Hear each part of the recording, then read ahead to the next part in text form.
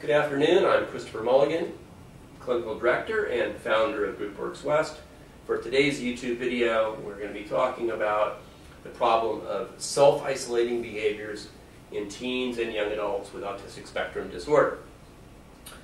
One of our greatest challenges when we're working in groups with teens and young adults is self-isolation through electronic entertainment, often electronic entertainment addiction, video games, TV, internet research, and then objects and activities and interests that are repetitive in nature. Lego, planes, trains, automobiles, dinosaurs, and even reading, because the reading is often static and repetitive, usually science fiction, and usually a particular series within science fiction read over and over and over again.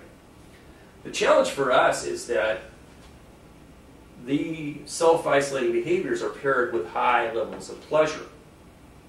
So when we try to sell new activities, new experiences, relationships, and not self-isolation, we're met with a high degree of resistance, because for the autistic spectrum teen and young adult, their memories of pleasure are tied to self-isolation.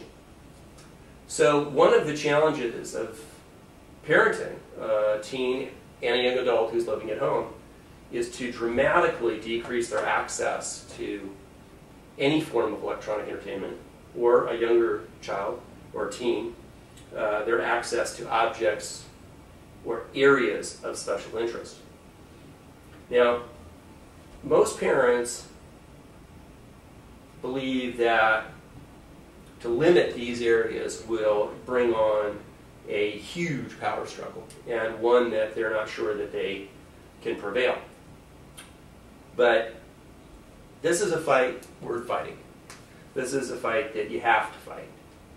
If we don't severely limit electronic entertainment and access to objects and areas of special interest, they will continue to pair self-isolation with pleasure. Now, people ask me, parents ask me, well, how much time should they spend? And the answer is as little as you possibly can. And in some cases, the answer is none, because the teen, young adult can't handle it at all. But the key is to begin to systematically decrease access to electronic entertainment and objects and areas of special interest. You can do a step-down model where you go from 6 hours to 4 hours to 2 hours, or you can simply place a complete restriction on access to any of these activities. Either way, you want to work yourself to the point where pleasure and self-isolation, that association, has been broken, and you can only do that through this very difficult, challenging process of setting effective and consistent limits.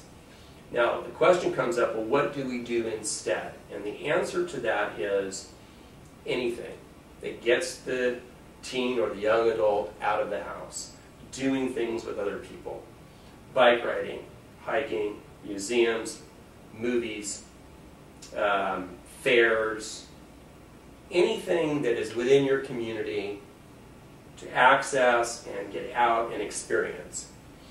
This is a tough sell, so there's going to be resistance, but we can't expect relationships to develop while we simultaneously allow self-isolation and pleasure to be connected to each other.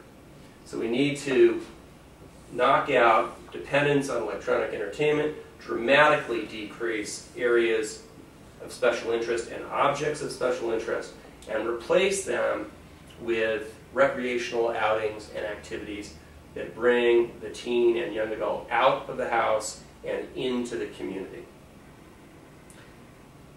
The final part of this process is to begin to connect teens and young adults with their peers in recreational settings. And that's something that we work on every week in group. So for now, consider step down on electronic entertainment, step down on access to objects and activities of special interest, replaced with recreational outings outside the house, and ultimately connections with peers in recreational settings, thereby creating a new association, self-isolation gone, and we have pleasure paired with people. And that's our goal. Pleasure paired with people. All right, let's get to it. Thanks.